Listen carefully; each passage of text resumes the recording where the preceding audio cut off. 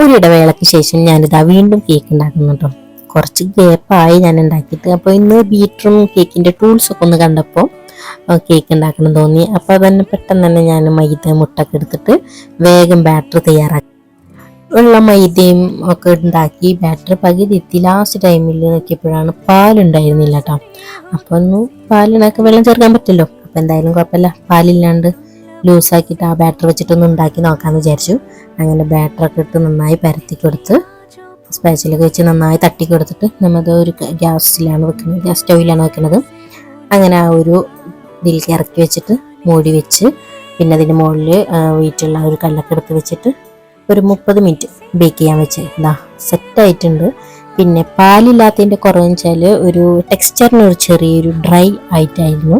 എന്നാലും സ്പഞ്ചിനൊന്നും കുറവുണ്ടായിരുന്നില്ല. പാലില്ലാത്ത കുറവ് എനിക്ക് ഫീൽ ചെയ്തിരുന്നു, മറ്റുള്ളവർക്ക് തോന്നുന്നറിയില്ല.